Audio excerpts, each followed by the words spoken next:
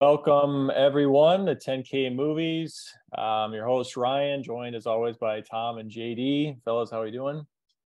Doing good. How are we, fellas? JD, you there? Not bad, boys. Lives in the shadows. I am vengeance. Big news today. For the biggest Daniel Jones news source podcast. I don't know if anyone has followed the Daniel Jones news as close as we have, but he did recently sign, I think it was yesterday, with the Giants. I think it was 4-year deal. It averaged $40 million per year, which is what we talked about a couple weeks ago. I know I was kind of against it. I did see, like, with this deal, I guess, like, after 2 years, maybe, like, the team can, like, cut ties or something like that. So if that's the case, I don't think it's that bad. Like, it just seems like quarterbacks are going to be expensive no matter what. So, like, Geno just made a shit ton, which he had a good year, but, like, he's getting besides like that, 35 a year for the next 3 years or something. yeah. So, I mean, good for him, but, he had a tough stretch this year. But, yeah, I don't know. I mean, he signed. What do you guys think? Think of the news. I was always all aboard it. Pay the man. He's going to win games. I've bought in. Now just get him like 2 weapons. Yeah, I was actually talking to a buddy of mine at work because he played with Daniel Jones in college, and we were talking about the different scenarios, and he was, saying some things. Who do you tag? Who do you sign? I was telling him I think that before this happened, I was like, I think you sign Jones to a deal like this, 4 years if you can. Tag Saquon, just because Saquon's good, but he's been hurt. Again, not his fault. I'm not ragging on the guy, but he's been hurt and he's a running back. Like, I'm a Titans fan and they're trying to trade Derrick Henry. Like, fortunately, running backs' careers are way shorter. Quarterbacks play till they're 40. So I think quarterbacks are the most important position. I think they did the right thing by locking Jones up for the more long term, tagging Saquon to keep them together. And I don't know, we kind of see it. NFL is a year by year thing. Like the Seahawks, I would have bet money were the shittiest team in the NFL this year. And Geno did what he did, and they were a playoff team. So I think the Giants set up this year well, and they set up the next couple of years to give them a chance with Jones under center. I'm all aboard not paying running backs. I think it's the right call business wise. Yeah, I agree, Jay. I think that the tag's okay for running back, I guess, but I don't know what that number is right now, so it might be kind of expensive. But yeah, I don't know. I mean, you could just churn through them every 4 years in the draft, or just get a new one. I mean, there's very few that put themselves above the rest, honestly. And yeah, you just kind of have like fresh legs and everything. Like that's what I would do. I'm a firm believer. You just shore up the offensive line. You can get pretty much any running back, and he will get you 4 or 5 yards if your offensive line will create the hole. Like, I mean, he's not going to make the plays like Henry or like JT or maybe Saquon make, but like if you just want to have a solid running game, get 20 yards out of every 15 carries, you can get anybody to do that. Is if the line can hold up at least. Yeah, I mean, I think that's fair, and I definitely agree with Tom. Like you said, yeah, I mean, quarterbacks arguably the most important position, so it's gonna cost the most to secure. So I mean, that's just kind of seems like where the numbers kind of at right now. So yeah, good for them. I mean, we'll see what they do. Dabble won coach of the year, so speaking of franchise tags, heard a crazy stat about my Colts the other day. I don't know how often people franchise tag players and whatnot, but the Colts haven't franchised someone in 10 years, tagged them, and that was Pat McAfee. No shit. Yeah. So it was a punter. A punter. Yeah. Like, hey, buddy, you got one more year. Before you podcast, kick a few balls. Yeah. And I love Pat, by the way. Oh yeah, I love Pat too. The franchise is just wild. Like it's such a I mean, like from the business side it makes sense. Player side I get why you hate it. Like Le'Veon didn't play under the tag that one year, but because the team is just not work out for him. We don't want to commit long term, but we still like you. We're good. Like I said, the NFL is a pretty short term focused league, I feel like, with coaches getting fired if they don't perform. So it's like, hey, we're gonna pay you, but like we don't want to commit the years. Come play for us for one more year, see how it works out. It's interesting. And then you see the whole thing with Lamar, like the non-exclusive franchise tag. Like, I don't know. Yeah, As a that's kid, I wild. feel like I never understood the franchise tag, and I always thought it was like an insult. But I think it's interesting. I think it's like an interesting wrinkle to the business side and like following the NFL offseason. Kind of like it. I started to understand the franchise tag when I would play seasons by myself on Madden, and my best players would want to leave, and I'd be like, "Whoa, buddy, Yeah, easy. no." Slow down. So, but yeah, I'm happy for Daniel Jones. I was all aboard paying the man. Maybe it's just I'm a Colts fan, and we've had some very, very bad quarterbacks, but you find one that can win you games, ride with him. Yeah. I think you have to. I mean, there's like 5 good quarterbacks in the league, and they all made Final Four, or And one of them's Daniel Jones. Let's go. you need a quarterback. But pivoting, because we're not fully an NFL podcast. They were half NFL, half movies. Maybe the NFL podcast. But I was gonna get something on my chest for you guys. I don't think it's a hot take or anything, but I know the 3 of us have talked about it. And I wanted to provide an update. So this weekend on Friday, I saw Creed 3, which is spectacular, but I won't talk about that because I know you guys haven't seen it. But what I know where the 3 of us land on this, and I've talked about it with a lot of people. It seems very polarizing. When you're going to the theater, there's like 2 camps of people that I've met. There's guys like us that are like, we need to get there 15 minutes early because we want to see the previews. And we think that's the best part. And there's the other people that are like, oh no, we can be 15 minutes late because the movie doesn't start until after the previews. Like those are stupid anyway. I don't know if you guys have had that experience, but I kind of poll people when I'm out and about because I'm interested, and I've heard literally those 2 responses. Do you guys like this make any sense? No, I mean it makes sense for sure. I mean, I will say, like, growing up and up until like recently, I don't know, like the last 3 to 5 years or so, like I was always in the camp of gotta get there early. Like sometimes, depending on the movie and like how expected it was to be like busy and everything, like 30 minutes early and it's an hour sometimes. But I loved like seeing the previews and everything. And I think we have actually talked about this before, but and I think JD for sure thinks his way is like just the previews now, I mean, it's just like the same ones no matter what movie you see. So like if I see a movie, 1 week and then in a couple weeks I'm going to go see a different one, I'm not going to, get there early to see the previews because the odds are it's just going to be the same one. So like I don't care at that point. If it's been a while, then sure, like I'd like to see some previews. But also you're going to probably see previews on Twitter like anyway. So that's just how I am. So I don't care about it as much anymore, but used to for sure. I still get there in time to see the previews, but like Ryan said, when you see one, you pretty much see them all. Especially if you see like a Marvel, Star Wars. I know there hasn't been a Star Wars in a while, but like Marvel, Star Wars, one of those that's just like a sequel chain. If you go to anything like that, it's all gonna be like that. It's all the Marvels, all the Star Wars, all the whatever's coming out next. Like that's all you're gonna see in there. So agreed. I know we had this exact conversation, and that's why I wanted to provide my little update here because this year, like the same, I like to get there early. I like to be situated because I was just scarred because I know in high school there were times I was late for a lot of movies. Not blaming anybody, my fault. But I think I've been late with you guys for some movies back in high school. For sure. I always want to get there on time now, get there early. My girlfriend hates that because she's in the camp of like previews. You watch the previews? Yes, like the best part. And that used to be so exhilarating because, like you guys said, like now we see things on Twitter or wherever. But like it used to be so exhilarating when you were in the theater and there were like 4 or 5 like banger previews where you're like, shit, I want to watch that movie right now. And you almost forget about the you got to see. But I wanted to provide and just say that this week when I saw Creed 3, there were 2 previews like that got me so excited. Like okay. It was just a glimpse into that old world.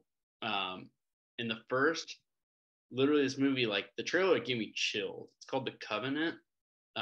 If you guys have heard about that at all, I hadn't heard anything about it, but it's with Jake. I don't think I have. I literally. Oh, is this where there's a fighter? No, that's Roadhouse. Yeah, Roadhouse. Yeah. Yeah, that's Roadhouse. No, it's The Covenant, and it's a story it's about this guy in Afghanistan. He's deployed and he has an interpreter that's with him. So like, speak the language and things like that. And his interpreter get basically taken, I think, as like a POW. Oh yeah, and he goes in to like go rescue him. Right? Yeah, I have seen that. Yeah, or the trailer. And I was like, is this a real story? And oddly enough, literally the next day I was listening to the Jocko podcast. If you guys know who he is, he's a retired Navy SEAL, and he had this guy on there. And the guy on there was oddly enough telling like this exact same story of the movie. So I think it's wild on that guy's life, which was just a crazy coincidence. But that one, and then another movie that we've talked about on this show that we're excited about is Air. Oh yeah, that's what I figured.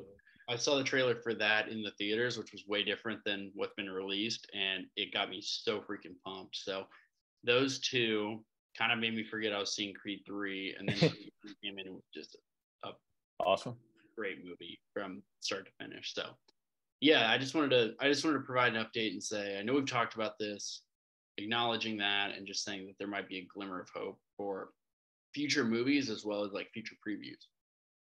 It also does help when you see a movie like this earlier in the year because what's supposed to be the really good ones are, set to come out later in the year. So I think that's a perfect time to see previews too. I think that definitely helps, I'd say.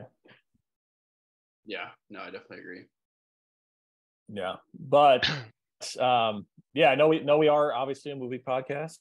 Also dabble in the musical arts as of late. If anyone listened to the previous episodes, we're listening to each Billboard year hits every week. New year every week, and last week was 1980, I believe. So we just did that, and I think everyone had a pick of a song. For me personally, my favorite. I think we had some mixed opinions on this year. I think JD didn't think it was that strong one, which I don't think it was the strongest. I think it was top 3 of what the 8 or so that we've dog done shit so far. I would say in the middle maybe of that and really good, but I picked one I had never have heard before, nor by a band or artist I haven't heard before. It's by Rocky Burnett. It's called "Tired of Towing the Line." I don't know if you guys came across that one, but I really like that one. It was a good one. So that's what I went with. How about you guys? Mine's pretty basic because I did not like this year that much.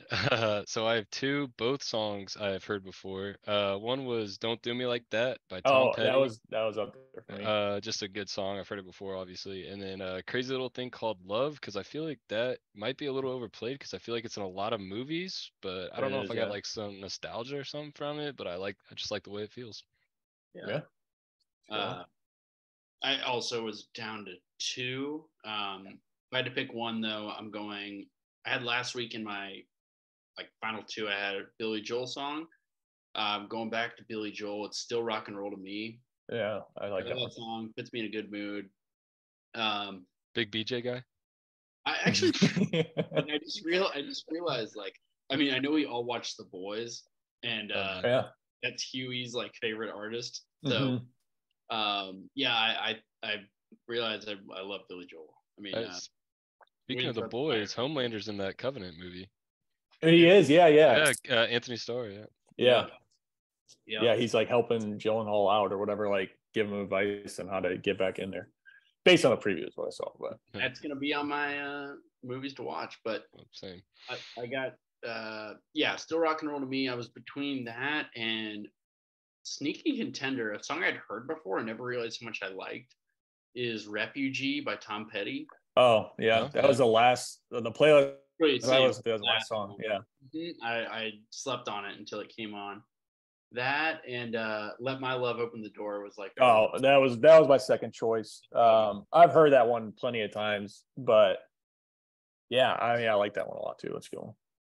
But I would say I agree with JD. I didn't think this year was anything special. As it was a little bit on the lighter end, but also it's starting to feel a little bit more modern. I think the 70s, some songs in the 70s did feel ancient. And to me, when I hear Tom Petty, I'm I don't know why it just feels a little more contemporary, modern. music to me. I don't know. Yeah. Well, and there's also that one song, like Pop Music by M, where you can really hear the synthesizer, which I'm sure we're gonna hear a lot in the next decade. Oh yeah, but, yeah. definitely. That was like the first one I heard like that in the 80s, which is what I was waiting for because I never listened to that type of music. So I thought that was pretty interesting. Yeah. But Yeah. as a whole, like I swear I turned this on when I was driving to work, and literally every song, if I wasn't paying attention, I couldn't tell where one stopped and the next started because it was just like, I love you Yeah. sometimes. I was like, all right.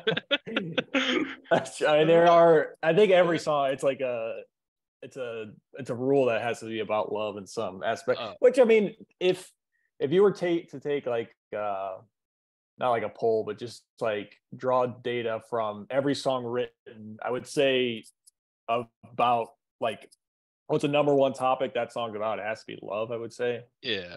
So, but yeah, I mean, I get what you're saying. Like it was big time, like heavy. Well, I know why they say romance is dead. It's because we don't make music like that anymore. Like, Yeah, I mean, romance had a killer year that year. Yeah, that's true. I felt like that in a lot of the 70s where it's like every song is just super sappy love song. And it unfortunately, it is true. Like every song's about love in some way. Like, Yeah. I forget what it's called, but besides one of my favorites, Ethel, it was in the 70s at some point. The Streaker. Oh yeah, that was certainly not. Yeah, so that I guess moving forward next week, from now until next week is 1981. I didn't really skip ahead, look at what that looks like, but hopefully better than this last one. I did see 1982.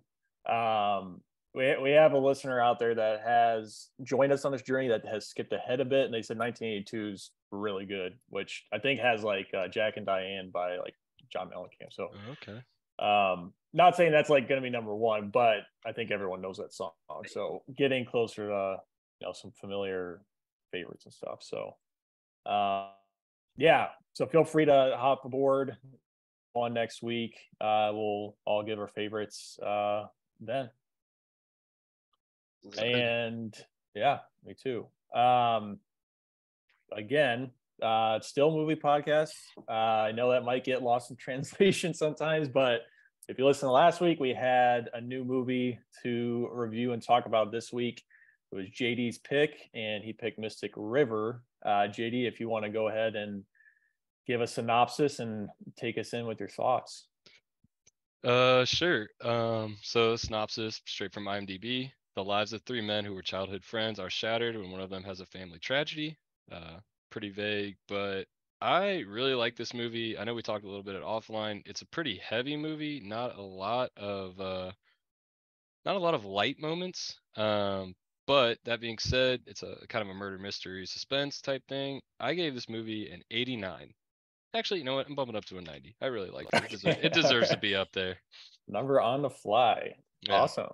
And we are doing, this is a new thing we're trying out here so everyone can kind of follow along with us on their scores. But yeah, okay, awesome. That's funny that you say that. So I can go next year, but I like this movie a lot. It's sad for sure. It's heavy, but I think it's an awesome movie. And my score is actually what you said originally, JD. It was an 89. So I like this one a lot. I think there's a lot to talk about. But yeah, excited to get more in depth with it. But Tommy, what do you think on some quick thoughts? It's crazy. I mean, I'm literally echoing you guys like to a T. Like it's super heavy, really heavy topic. But I also thought it was fantastic. I have this movie as an 87. I didn't expect to be the lowest of the totem pole, but we're all right in the ballpark. So yeah, I got it as 87. I thought it was really good. Awesome. So yeah, we're all neck and neck there. To have an average of 88.67. Yeah, we'll just round up 7. Because it's like 6 repeating. So we'll just go with that. And yeah, so that's pretty solid score there. Yeah, I mean, I think we all liked it, obviously. But JD, I know this was your pick. If you want to give some more thoughts off the top here. All right. I mean, I'll start with probably maybe the obvious when you go into it. I mean, it's Sean Penn, Kevin Bacon, and Tim Robbins, who I thought all killed their roles specifically. Oh, and Lawrence Fishburne, not gonna forget that, even though, yeah, I really like him. He plays like the same character, I feel like, in every movie, but He does, yeah. not everyone, but most of them. But yeah, I think those are four really good actors. I think they all killed their roles. For some reason, I love movies set in Boston, um, which I believe this was, or maybe like suburbs or whatever. By the Um, accents, it seemed like it for sure. yeah, Yeah. and the Red Sox hats and Oh stuff like yeah, that. duh. Yeah, that's Um, way easier. and then there was somewhat like mob slash gang ties or whatever you want to call it. It wasn't huge, just like one crew, but I also love movies with that in it. So, that being said, acting plus the mob ties plus Boston, I was already pretty excited for it. Pretty heavy. Didn't expect it to be that heavy. Thought it would be kind of your normal murder mystery type thing, or just like traumatic event and see what happens kind of thing. But yeah, I really liked it. It would kind of threw me off in a few places. Yeah, for sure. I will agree. I echo, like, the acting was great. I did. So Lawrence Fishburne, the only thing that kind of bugged me, and I could have just thought this myself, but like his accent seemed to like only go in there for like a little bit at the beginning, and then he kind of just like dropped it. It seemed like that kind of threw me off a little bit, but like I didn't deduct that for anything or, like, at all. But besides that, yeah, I love the acting. I forgot that what's his name? Rob, like, was it Tim Robbins? Tim Robbins, yeah. Yeah, the Shawshank guy. Yeah. Oh, yeah. Andy Dufresne. I forgot that he was like maybe the main character, if you want to say that, in it, because I have seen this a few years ago, but I actually bumped this up from what I originally had it scored, from back then. And yeah, I don't know. I loved it. I feel weird saying I loved it because, like, obviously, like, some bad shit happens in it, but I mean, I think we're all in agreement. It was an awesome movie. But yeah, I did have a few qualms that I wanted to talk about, but I'll throw it over to you, Tom, to get some more expanded thoughts. Yeah, I mean, again, I feel like we don't have a ton of variance on this. I think, kind of like you guys said, like I think this was like perfectly casted. Yeah, Sean Penn, probably my favorite performance. Like, I think his Agree. character, got way more interesting too. Probably like the last 30 minutes. Like, I thought it was an interesting definitely. character to begin with. I thought he was like perfect for the role, and that was, when you thought he was just a guy that owned like a little kind of corner store. But I think that got way more interesting. But Tim Robbins, Kevin Bacon, Lawrence Fishburne, I think perfect for their roles. But I agree that annoyed me at the beginning. I thought it was a little hacky because I know Ryan and I actually visited Boston together a couple years ago. Mm. Awesome city. Literally no one has accent. Yeah. Like, it might be very faint, but like the heavy accents in the beginning were kind of cringy to me.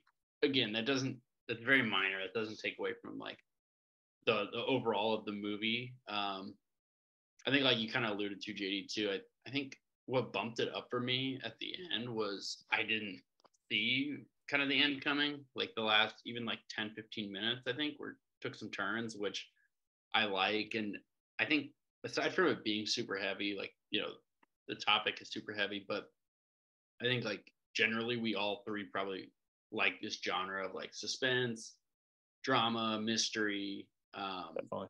which I think, you know, I really like that kind of like the back half of the movie where, um, you get past the super heavy topics and you're getting into that kind of mystery, piecing together the case, um, part of things. And then you also, like JD said, kind of have like the mob get tied in. I thought it was great. I thought it was a really good movie, aside from the heavy parts at the beginning. Uh, yeah, I agree. Also, speaking of bad accents, whenever I think about that, I think of The Departed, Yeah. which I'm pretty sure, and Alec Baldwin. yeah, him, and then Vera Farmiga, she's like the therapist or whatever. Oh, I yeah, hers is the worst. Hers is it feels so forced and so fake, which and it's whatever. It's probably kind of hard to get it off like perfectly, but that's what I always think of. Yeah, I Um, actually really don't like that actress because of that. specific movie. And I how generally she don't like her played that. characters in most movies, I feel like. Yeah, that's Uh, tough. But yeah, I mean, I know we talked about the heavy topics, so I don't know if people are listening that haven't seen, but we're gonna get into it. So literally right off the bat, like they're playing hockey in the street, decide to write their names in cement, and literally a kid is abducted in the first like 5 minutes of the movie. And then you break from a scene after that, and Tim Robbins comes home bloody, sliced, and he says he got mugged or whatever. Like right off the bat, you just get enthralled with action and heavy topics. Like Yeah, it didn't not warm up the characters or anything. Well, I guess in a way that's kind of introducing the characters, but a wild way to start. yeah, and the way that the cop abducted Dave was nuts. Like I feel like that's something that could have easily happened, especially like back then, in that time period or whatever. Like acted like a cop, like no one's gonna call him out on it. Obviously, they're like young enough to not really know fully, and because he didn't happen to live on that street, he was the poor soul that had to go in the car. But yeah, that was brutal. I'm glad they kind of addressed that right off the bat though, and made it known like, hey, this is what happened. Instead of not having to guess on that too, even though you could like kind of infer it. But yeah, that was crazy that it jumped off the bat. And then yeah, like you said, when he comes home, like I don't know what you guys thought. I mean, did you guys think that he killed like Sean Penn's daughter, or what do you think like at that point? I did for the vast majority of the movie. And then at the very end, I actually started to believe what was ultimately true. But like when it immediately happened, I thought it was him for sure, just because like he had obviously such a troubled life, which understandably so. And I thought it was maybe something of he held a grudge. Not even like later on, he talks about like how those guys never really checked up on him. Yeah. But I thought it might have been like a thing where it's like the opposite of survivor's guilt. Like this happened to me, you guys were there and got away. Like I want to take something. I want to take something away from you to make you kind of feel this pain that I had to go through. And that's why I thought, kind of saw that, he was spur of the moment, was just like, I've known her for a while. I know who her dad is. Like, I think I'm gonna like. That's what I initially thought. Like, because the mugger story like just didn't seem to really make much sense. And obviously the daughter dies the same day, so it's like, yeah, the timelines don't make any sense. And you kind of see Dave's personality, like you kind of see behind the curtain a little bit of like obviously the trauma and like how he deals with it. So I thought he definitely killed her until the end when he kind of tells his side of the story. I actually believed him at that point too. So I was kind of the opposite. Like, all right, it was just so early in the movie. First off, one, I mean, I try not to like think of the actors, but I don't think Tim Robbins would take a role where he does something that dark. Kind of, I feel like he's usually the good guy, right? And then also it's just so early in the movie. It's a main character, and I felt like obviously I just felt like they're trying to stage it like that, but it's a murder mystery, so you never believe who they want you to believe. Until you're wrong, and then it's like, oh, it actually was him the whole time. But yeah, so I didn't really believe it off the bat, but I knew something was up with the mugger story. I knew that was just going to go off the rails somewhere. I didn't know how. And then I also had no idea for the majority of the movie who actually did it. Yeah. And I mean, even when he was telling his wife the mugger story, like she even catches him right away because he like slipped up the story, like when he told it over again or whatever. Yeah. I forget what detail it was, but then he's like, hey, like, can you just let me talk here or whatever? And or like, let me tell the story. And I was like, all right, that's for sure fishy. So like you knew at least whether or not you thought he killed or not. Like you said, JD, like that mugger story was just like completely made up. So yeah, that was nuts. I guess I can get into one of the things it detracted the movie from me a little bit is when Kevin Bacon, which was also great. And I haven't really seen him in anything that I can recall where he's like, left me thinking, oh man, what a good actor or anything, which I thought he was great in this. But the one thing that I really didn't like about this was his relationship with his, I guess, ex-wife, or I don't know if they technically ever got divorced. Like so she called him on the phone like 2 separate times, didn't say a word. And like, I don't know, they just made that seem like it was gonna be such bigger deal than it was. And I think I understand why they introduced her like at the end of the movie, and we can get to that later. But man, I just hated how that whole thing was handled. I don't know if you guys had any thoughts on that, but I just did not like that at all. Hated it the whole time. Okay, I'm glad I'm not the only one. I was not a fan. Yeah, I mean, I just didn't see any like real value added to it. I thought it was Right. like, even now, like even the way it worked out, like great, but I don't think it really. When you only have, say, whatever it is, 120 to whatever minutes in a movie, like I don't think it was added a lot. But I could be wrong in not seeing it because I'm not a professional.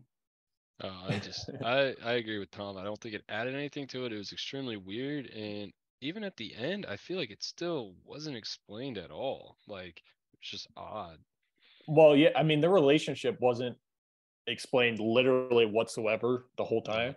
Even at the end, the reason I say at the end, like it kind of makes sense. All I mean there is like how I interpreted the end was like, so Sean Penn's wife, I'm gonna call her Wendy Bird because that's how I think of her, because from Ozarks, it's the same actress, which she's fucking kind of crazy. But like her being with, I keep forgetting like their names in the movie, but Sean Penn, Jimmy, yeah, basically like staring over at Dave's, or the late Dave's wife.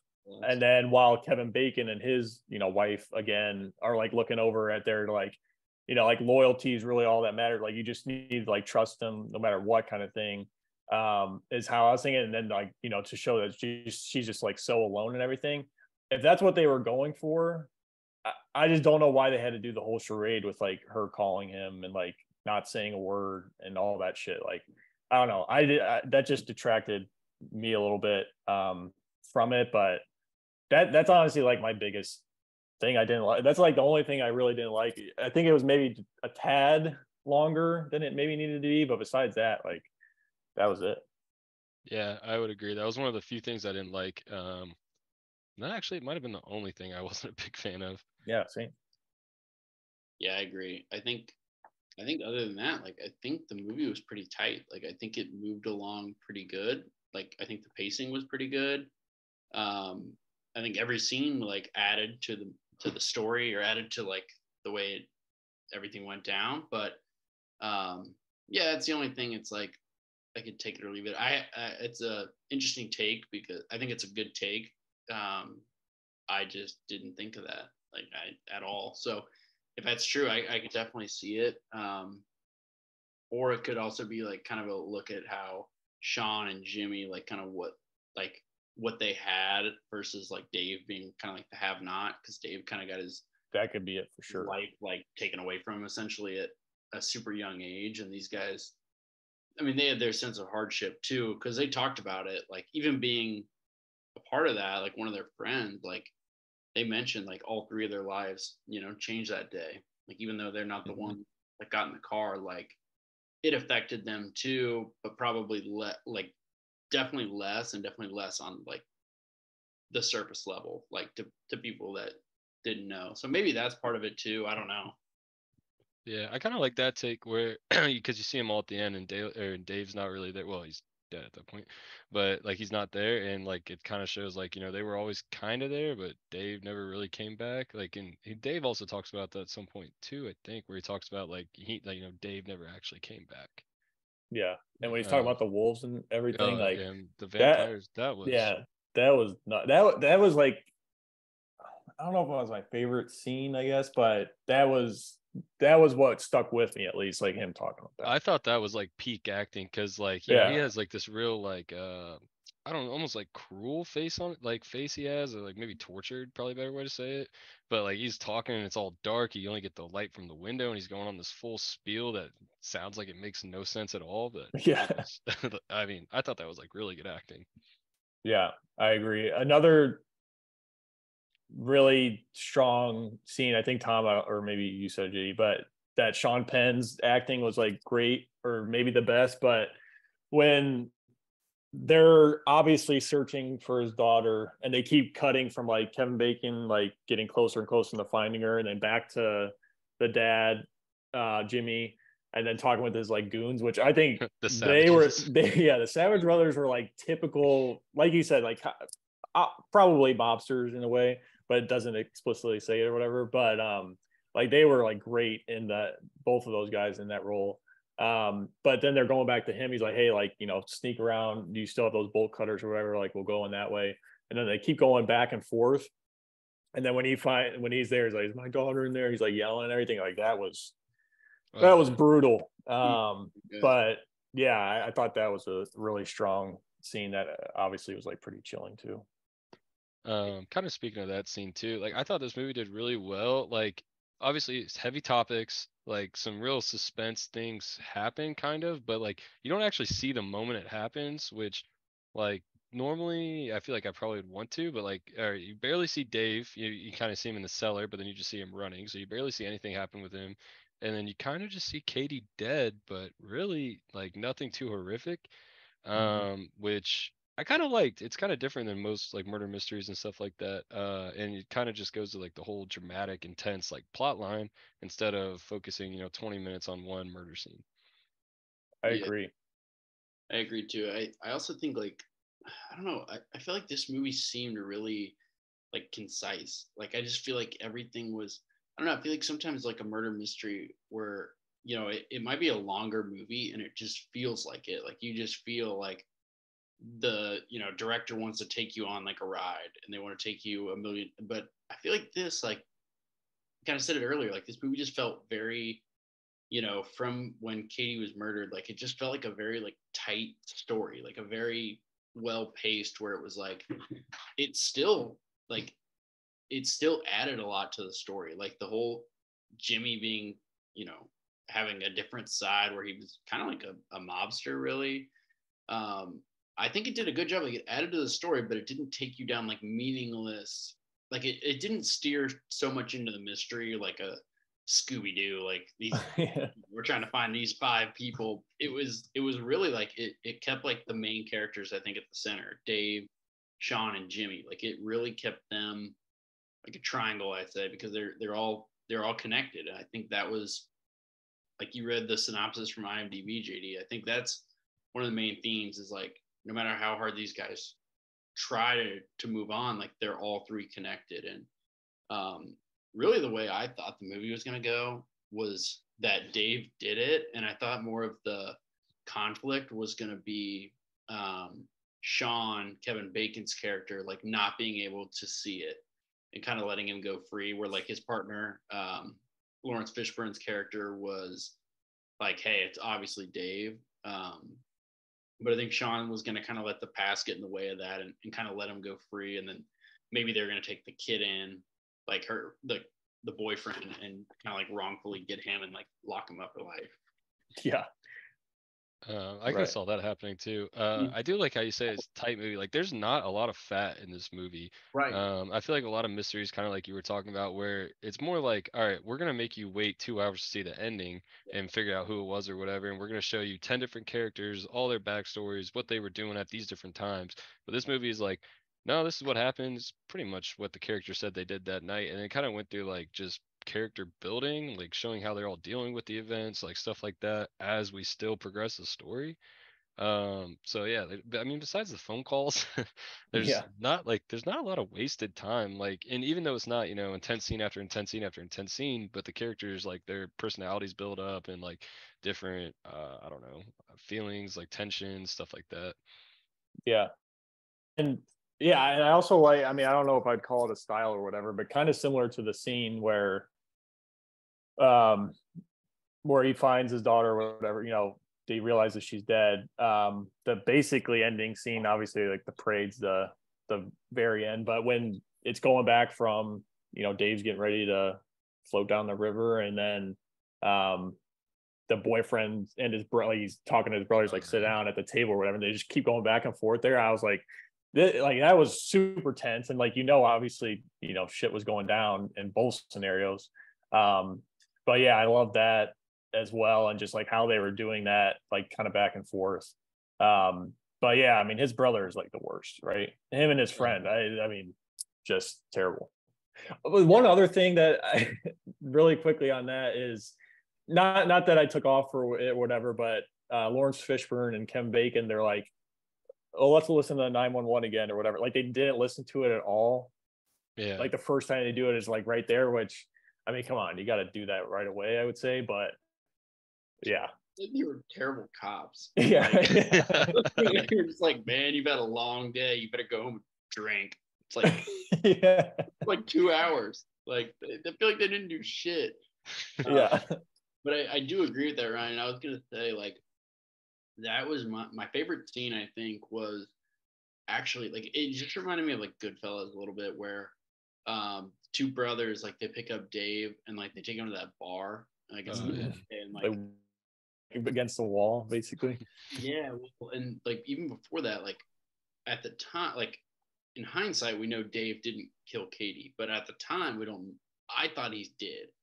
And they're like getting him hammered at that bar at like noon. Like they're just like, and he can like, he's so hammered. And then like, because the whole movie, you're like you were talking about the scene where like the Savage brothers like go get the bolt cutters, and it's like, where'd you steal this bolt? And it's like them and Jimmy, I always thought were like oddly close. Like obviously the two of them were brothers, but like why do they have this like allegiance to Jimmy, like beyond like friendship? And I like that scene a lot because the Savage brothers kind of like let their guard down. Like they know shit's gonna go down later. And they start opening up about like Jimmy and like the jobs that, so it's like, okay, they're obviously in like the mob or they're in some sort of organized crime. They talk about like basically a bank heist they did. And now it's like, okay, Jimmy didn't go to jail for like petty burglary. Is what it sounded like. But you also learn about, I think his name was Just Ray. Yeah, like, Ray. Just Ray. What was his last name? Just Ray Harris. Just Ray Harris. Yeah. So like you start to learn about that. Okay, I think he ratted out Jimmy, and that's what Jimmy had to do the 2 years, and then you start to piece all these different things together, and then obviously that ends with like them taking Dave outside. But I just thought that scene was like, talked about it being just like a concise movie. I thought that scene was really good about like unpacking a lot of like Jimmy's background, because I think up to that point, like Jimmy's like mob ties were, I don't think they were talked about at all. Like I think it was just like I thought he had just gotten into some trouble because in the wrong place, the wrong time. But then you start to see it's like, all right, they were doing a little bit of like mob stuff, and that's why I think it reminded me of Goodfellas a little bit. Like the final scene with Joe Pesci where he's, going to become a made man. And like, that's how I felt with Dave, where like, they're like, oh, Dave, how's it going? Let's get lunch together. But like, they know they're going to kill him. Yeah. Then you hear Jimmy talk about like the only other time he ever killed somebody, it was Just Ray. And I think like that last 5 minutes for me made the movie as good as it was, because it, not the parade, but like that scene into like the whole kid thing, not the kid's brother, Brendan's brother, or whatever. Yeah, and Silent Ray.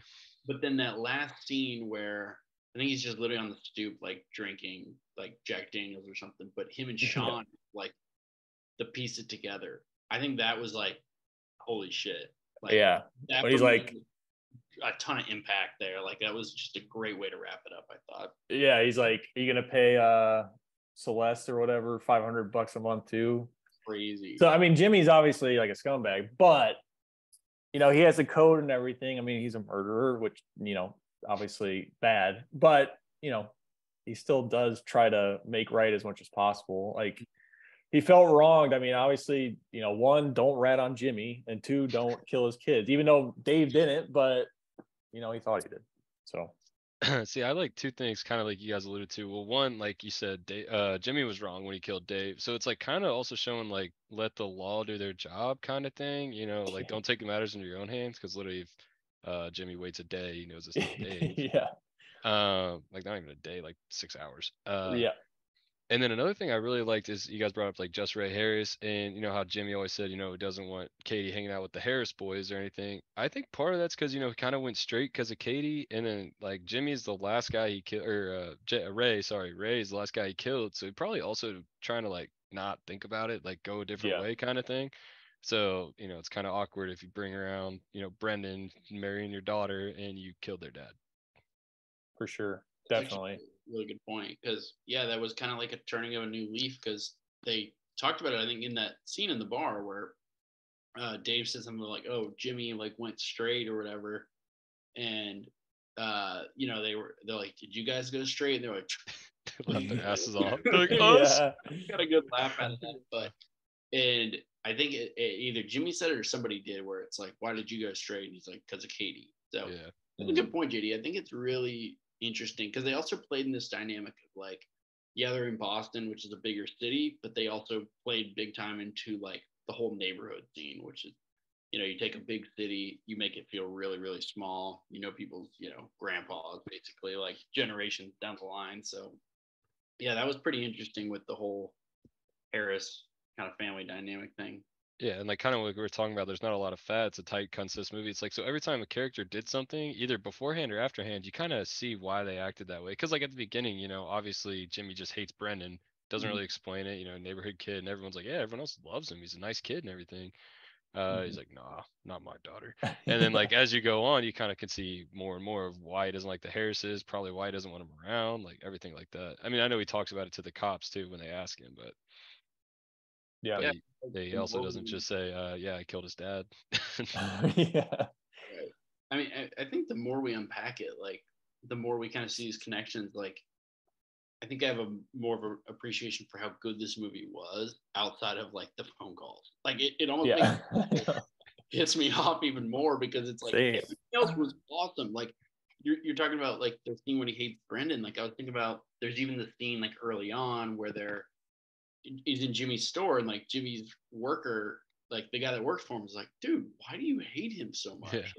Fucking hate him." And Jimmy's like, "Oh no, like I don't dislike him that much." He's like, "Dude, you literally hate him." Kid ever. And like even that scene ties back in. It's like everything was really, I think it was good. There wasn't much fluff at all except for the whole phone call thing. Yeah, it still boggles my mind that happened. It's tough. But also another thing, like kind of going back to, man, these guys are just the worst cops ever. At least Kevin Bacon, like, I mean, he knows Jimmy killed Dave, and he's just like, oh well. Like, which I mean, I can kind of see what, like, they go way back and everything. It's like, this will just open up another can of worms that he doesn't want to deal with. But like, yeah, buddy's like, "You need a fucking beer, man." Yeah, it's like, hey, the cops hitting on you, like, just take off early. It's like, dude, we just started work 5 minutes ago. Wait, and speaking of that, like, do they just drop Dave's case at that point? They're like, we don't, like, where's Lawrence Fishburne at? Also going back to being bad cops, he like steals his car, parks it in like a municipal parking lot or whatever, state property, whatever it was, and then they impound it, and he's like, I don't know, someone stole my car, and like their whole case on Dave, literally thrown out the window in like 2 seconds. That was hilarious. I know. Like, I know it wasn't Dave, but like they literally, like, they did everything they could to not catch the murderers until like the very last second. That was actually hysterical. Like they're interrogating, which I've seen, like The Wire or even like Breaking Bad, where you see like interrogation scenes and you're like, oh, okay, like you could tell this is a good scene. Like the cops finding any way to trap them, basically. Yeah. Mm-hmm. This one, it was like 2 minutes. He's like, damn it. You spoiled the plan. Yeah. He's like, how about that Sprite too? Like, I love that.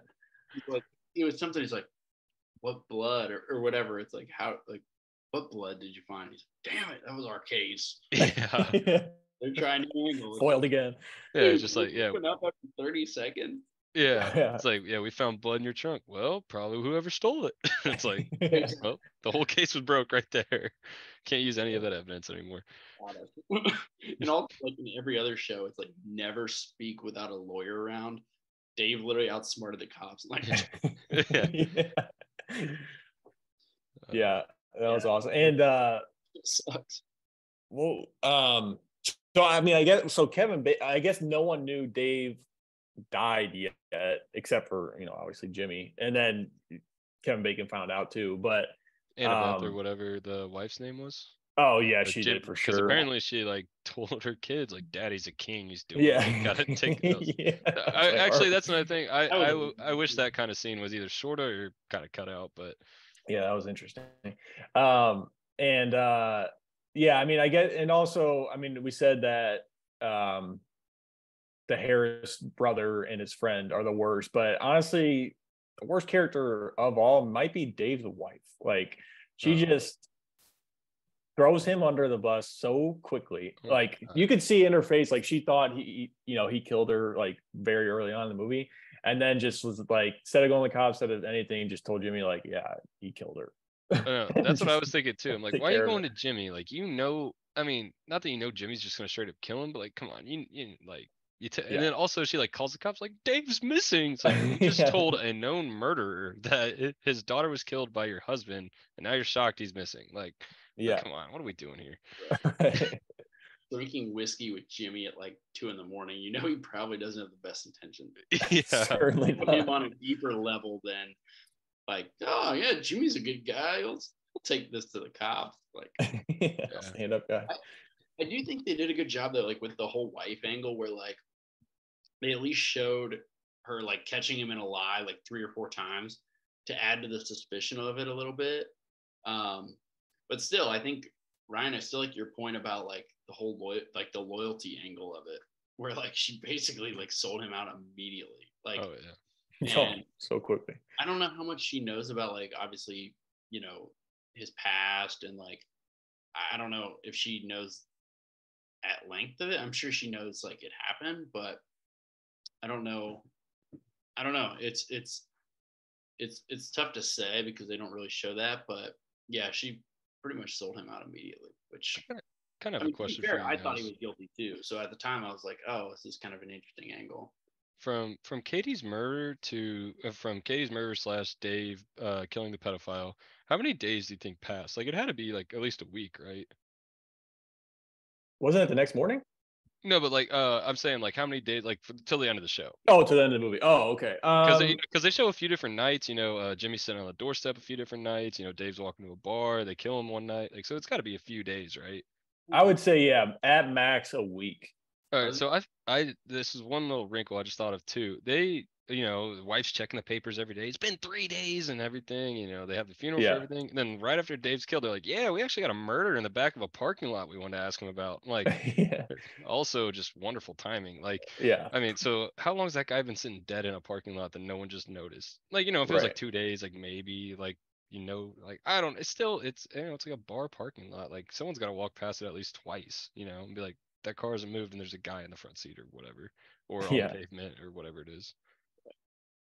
Yeah, it's honestly a good point. I hadn't really thought about that, but I mean, it had to be at least, I would say a week, because they had the funeral, which would be, you know, a couple days after everything. And then, you know, they showed the scene where he was like walking his kid to school, and that was at least a day or two after the funeral. So I would say like a week to a week and a half, maybe, like from the whole. Yeah.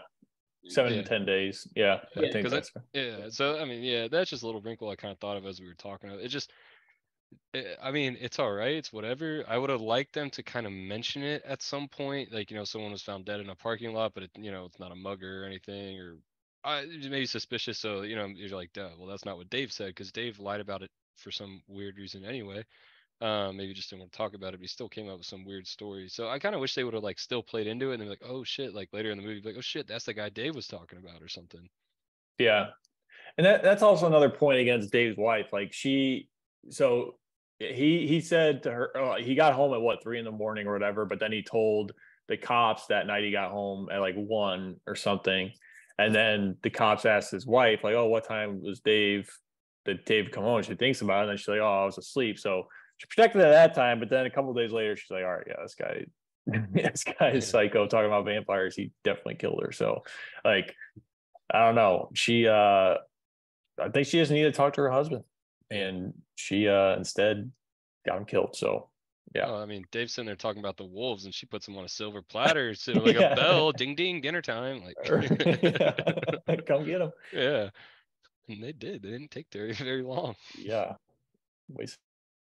I think despite all of that, though, I mean, it's interesting to me. Like we're all pretty much in the exact same ballpark with our score. Like I was Yeah. watching this, I was like, this is a high 80s, like all the way. And Yeah. IMDb, I think it was like a 7.9. Yeah. But I think it's kind of interesting to see that we're all around the same place. Cause like sometimes we all come in around the same place, but we usually have a pretty good variance. I would say like 20 points probably between the top guy and the last one. So the fact that Yeah. we were all within like 3, I think was interesting. And I think like we all enjoyed this. Like I would recommend it as a good movie. Yeah, I agree. For And sure. usually I'm a big fan of saying I'm gonna rewatch this movie. This is a movie I will rewatch at some point, but it's gonna be years down the Yeah. maybe not years, but not anytime soon. Like we talked about, it's a heavy movie. It's not like you don't sit back on a Sunday, you don't have to work, sun shining. You're like, dude, I'm gonna watch this movie. No, it's a really heavy movie. Yeah. It's not on sit back and relax, some chill. Not one you're gonna plan on like, all right, circle the calendar kind of thing. No, But not first date material or anything like no, definitely not. that. So where's that put it on our list, JD? You know? I just had it up. Let me see if I can find it. Oh yeah. So it's actually in between another movie we watched together, Leon the Professional, Oh which yeah. Love tied that with one it, too. and then a little bit above A Beautiful Mind. Actually above Top Gun Maverick too. Oh, sweet. Yeah, I think that's good company. Yeah. Definitely, yeah, like we said, all within about 3 points of each other. So I think we all recommend it for sure. So if you didn't already watch it, for sure, recommend it. Although if you did listen to this whole thing, may have ruined it for you. So maybe wait a while if that's the case. But yeah, that's Mystic River. Looking ahead to next week, I think it's my pick. So I'm gonna go with a 2013 movie called Side Effects. It's on Netflix. I remember seeing the trailer briefly when it came out, but then kind of just it resurfaced. So yeah, going with that one. Quick synopsis: a young woman's world unravels when a drug prescribed by her psychiatrist has unexpected side effects. So very vague, but yeah, sounds like it's going to be some twists and turns in that one. So if you guys want to follow along for next week, it's on Netflix. So Side Effects.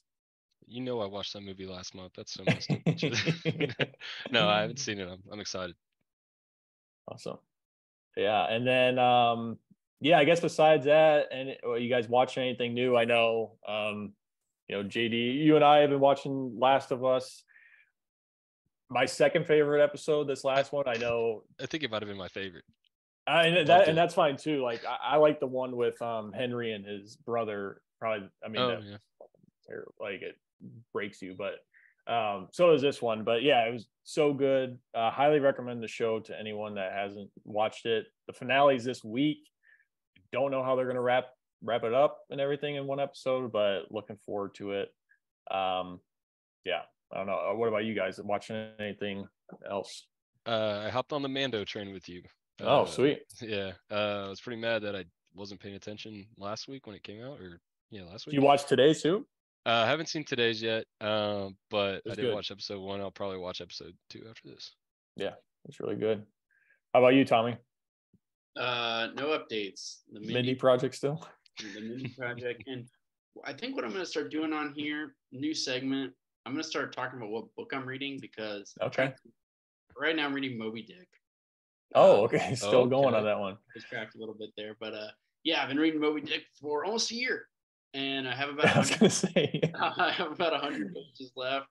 I'm hoping if I put it out on this show, I say I'm reading it, it'll be more accountability to just finish it and be done with it, and I'm really ready to be done with it. So yeah, it's been a long time. That's what I've been watching. That's what I've been reading.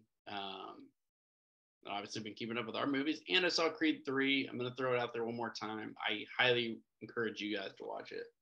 I think you would both love it, and really good theater experience too. Sure. Yeah, planning on catching up on the previous ones and hopefully going to see that this weekend. We'll see. Yeah, I'm kind of thinking the same. Nothing really on the calendar. Might have to check it out. yeah, we'll have to maybe not do a deep dive, but get your guys' thoughts next week then. I've got some thoughts for sure.